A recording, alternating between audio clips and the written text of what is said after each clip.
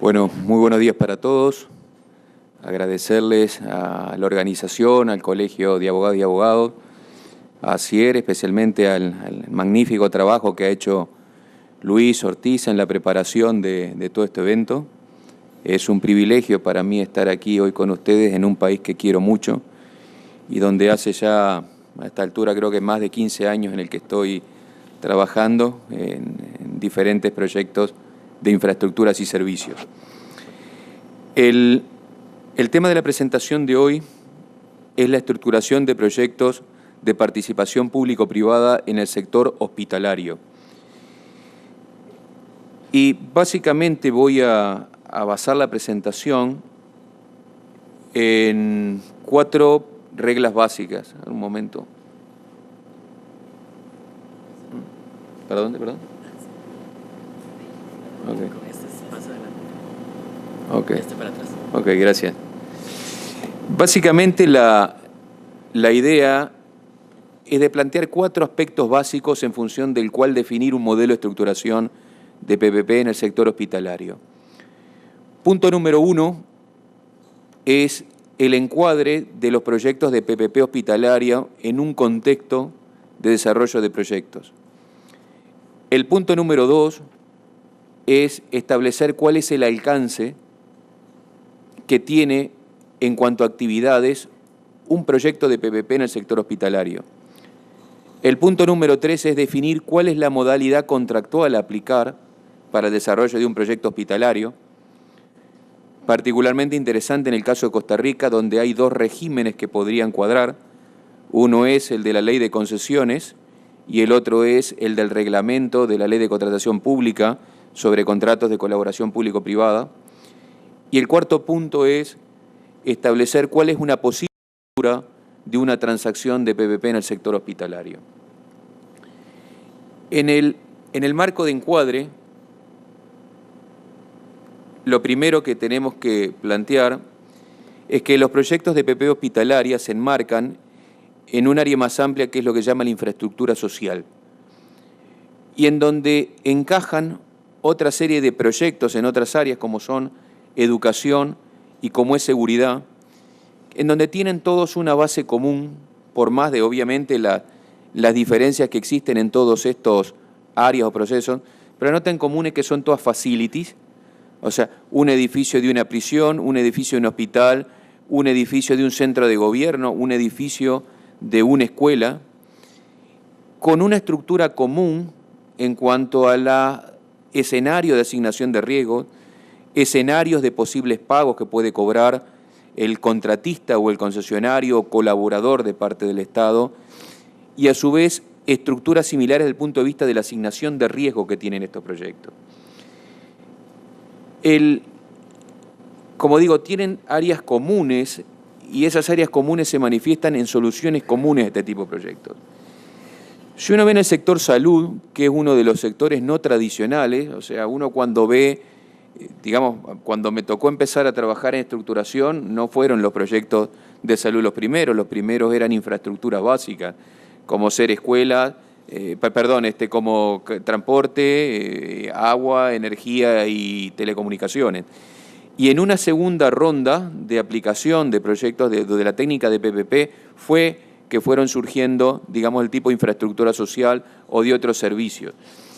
Hacia el año 2014, en el sector hospitalario, había casi 300 proyectos con una inversión en CAPEX, o sea, básicamente lo que es la parte de infraestructura y equipamiento, del entorno de los 75.000 millones de dólares, y una inversión concentrada, casi el 70%, en lo que era Reino Unido, Canadá, Australia y España. En Latinoamérica el proceso hospitalario de aplicación de uso de PPP ha empezado más lento, pero sí que ha empezado. Por ejemplo, Chile ya tiene proyectos, en Perú se están empezando a trabajar proyectos, en Uruguay lo mismo, Brasil tiene sus proyectos, es decir, es un proceso que Honduras, estamos en este momento viendo un programa de PPP hospitalaria, en donde cada vez con más frecuencia se vienen desarrollando este tipo de proyectos. En ese paquete de esa cantidad de proyectos hay distintos posibles modelos, distintas áreas de proyectos en el cual se han armado, Y ahí hay, por ejemplo, hospitales centrales, hospitales especializados, centros de asistencia primaria, en Costa Rica que se llaman los CEBAI, centros de tratamiento de adicciones.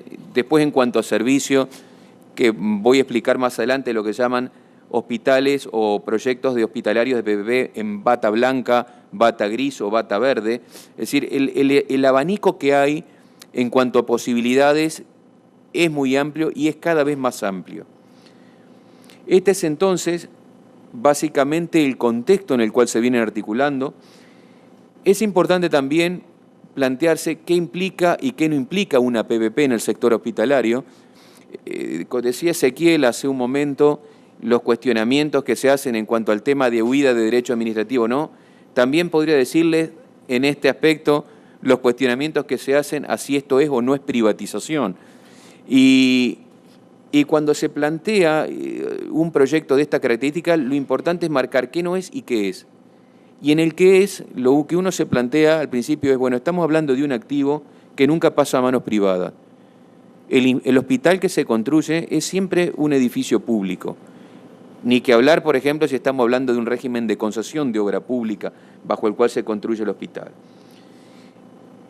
El privado, por regla, de lo que se encarga es de la construcción, rehabilitación, en algunos casos de la provisión de equipamiento, en algunos casos de conservación y mantenimiento, y por lo general no entran los servicios, desde el servicio médico como tal, los servicios básicos, que siempre se los reserva el Estado, por lo menos en Latinoamérica. Voy a hablar después de cuáles son los distintos escenarios que hay. El modelo está orientado básicamente al servicio, independientemente de que si sea esquema de bata gris o bata verde o bata blanca, que después voy a explicar en función de qué se define eso. Bajo un esquema de PPP, el contratista o el concesionario cobra en función de que se alcancen determinadas metas. Metas que están atadas a la calidad del servicio, cuando el proyecto sobre todo incorpora servicio médico, y metas que están atadas a la condición de la infraestructura o del equipamiento, cuando la PPP está básicamente enfocada a lo que vendría a ser un EPC, a construcción y puesta en marcha, y ahí termina el contrato. En estas estructuras lo que se busca también es una asignación de recursos público-privado, buscando un escenario óptimo.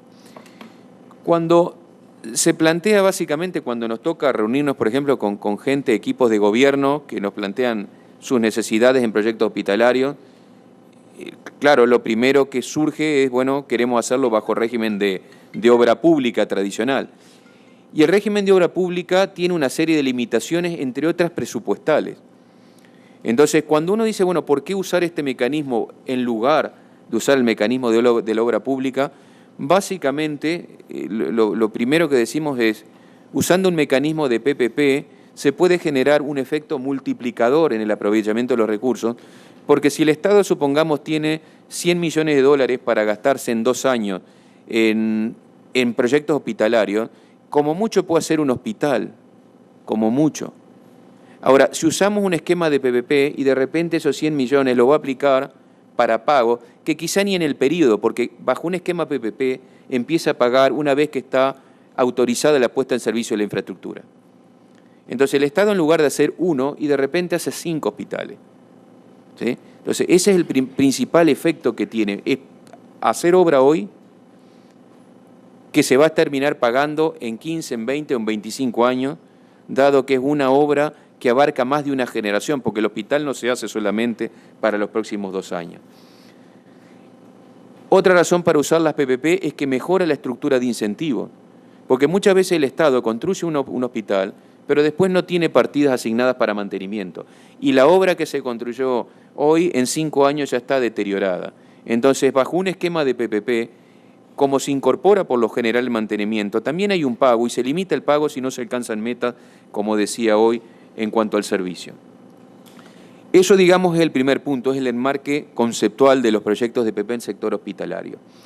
El segundo de los puntos es qué incorpora o qué no incorpora una PPP hospitalaria. Y si vamos desde lo más básico hasta lo más complejo, hay un primer rango de actividades que es lo que se llaman de construcción y rehabilitación. que básicamente es el diseño del hospital, la construcción y la dotación del mobiliario general.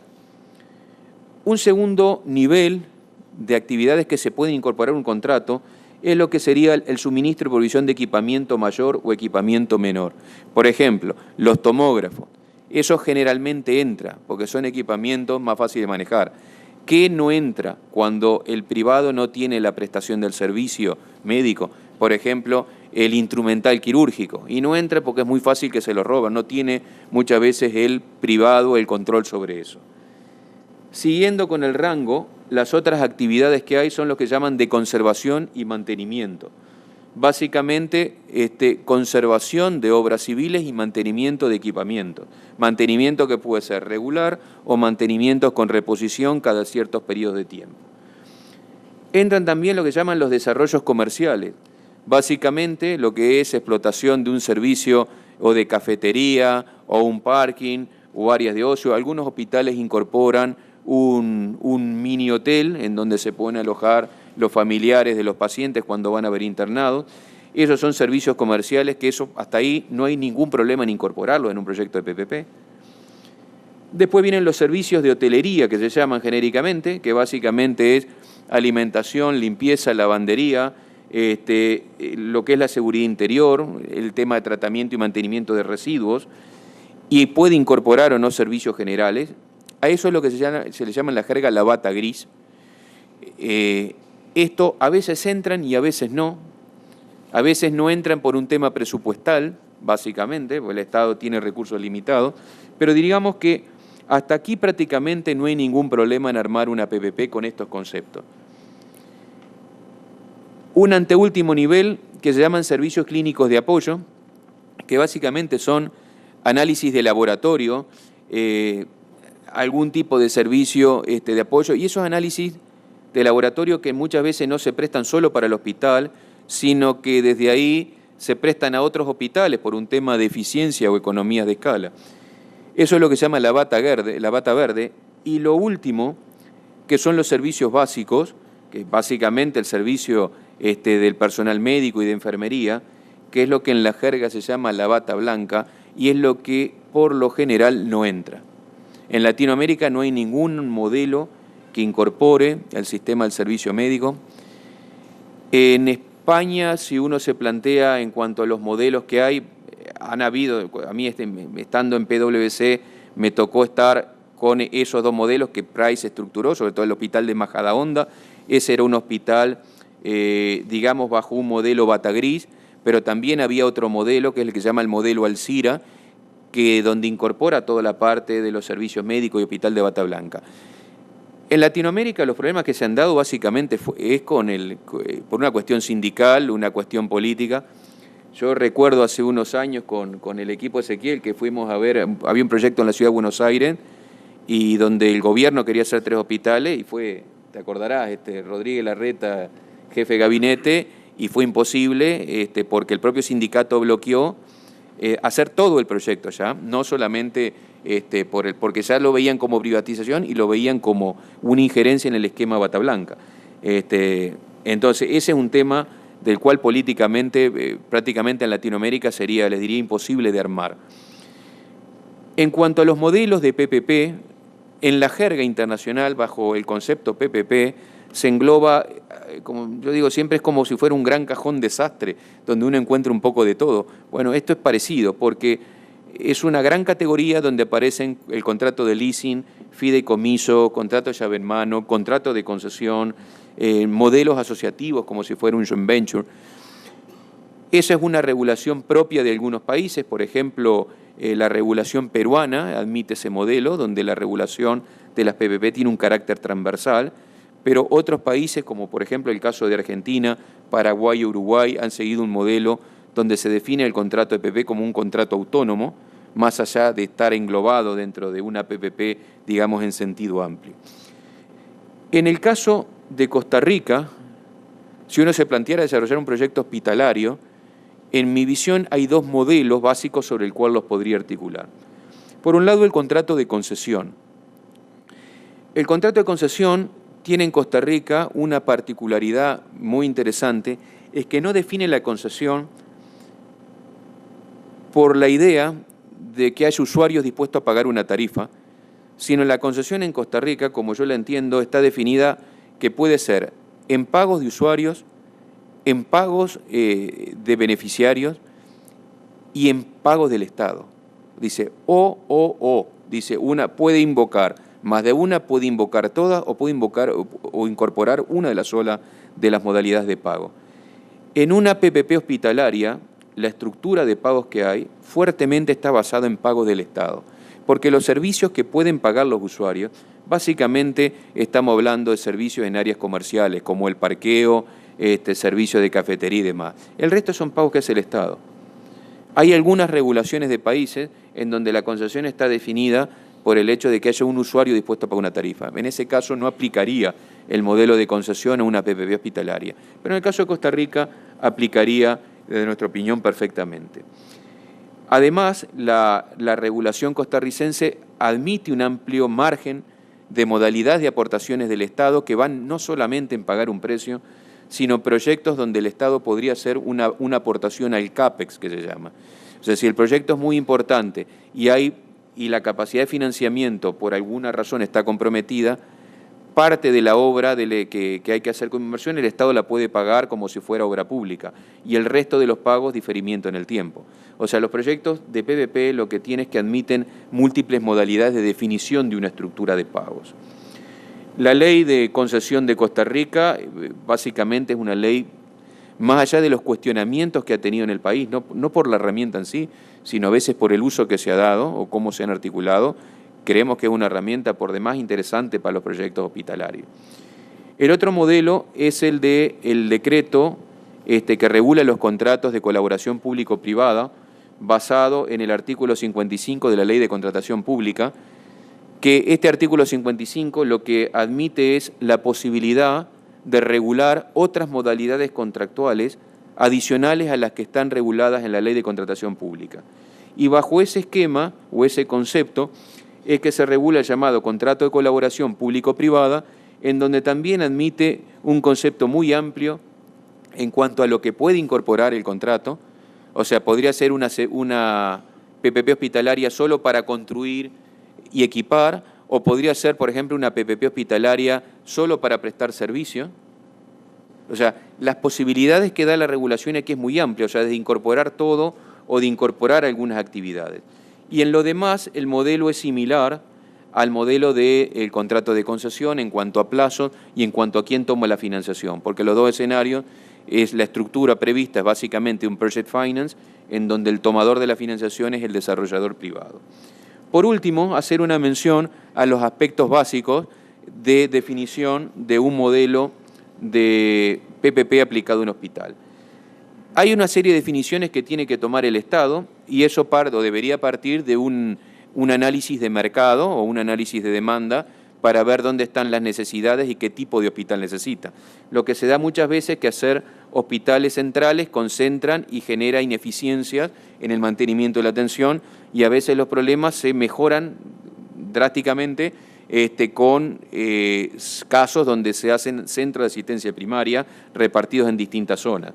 A veces cuando el Estado define qué tipo de especialización, también se pueden llevar esquemas donde en un hospital se centralicen determinados análisis. Por ejemplo, todo lo que tiene que ver con estudios de cáncer tiene una lógica de concentrar por lo que son los reactivos y demás en algún tipo de área y no que tengan distintos hospitales el mismo tipo de servicio. También dentro de este concepto las definiciones que hay que tomar, que las mencionaba, es bueno, ¿qué va a incorporar? Si diseño, construcción, equipamiento, y al final, siempre como es una PPP, va a haber una transferencia del derecho de uso del hospital. Decía al principio que esto no es privatización. En el contrato de una PPP hospitalaria como una concesión, al término del plazo, el privado tiene que transferirle el bien con todos sus activos al Estado tal cual como los desarrolló. Es necesario definir los roles, básicamente es quién asume qué servicio, y aquí está el tema básicamente que hoy mencionaba, bueno, qué servicio va a asumir el Estado y cuáles va a asumir el privado. Es necesario definir cuál es el marco de obligaciones de la contratista, básicamente en qué servicios incluye, qué servicios no incluye. O sea, tendría que haber, por ejemplo, desde el arranque, construcción, diseño, equipamiento son como las básicas. Después puede incluir más o menos en función de la definición que se hayan adoptado.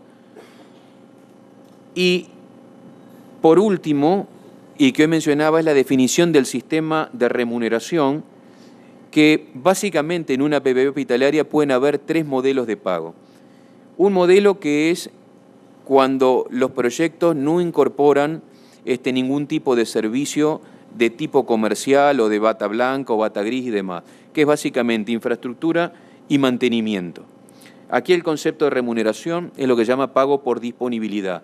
Se definen en el contrato una serie de indicadores de desempeño y el pago se penaliza o se da en su totalidad en función de que se alcancen el 100% esos niveles de servicio. Servicio me refiero básicamente al mantenimiento de instalaciones, a la atención del tiempo de respuesta o al tiempo de demora en reparaciones. En los casos donde hay un servicio de bata blanca, además de haber un pago por disponibilidad en función de lo que es las condiciones de la infraestructura, se define un modelo de pago per cápita en función de los servicios médicos o atenciones dadas. También se define en el modelo de contrato. Y el último esquema es el del pago de servicios comerciales, que esos son pagos que lo hacen los usuarios. Esto es básicamente el esquema conceptual de una PPP hospitalaria, y estas son las pautas por experiencia sobre las que deberían de trabajarse para estructurar un proyecto. Muchas gracias.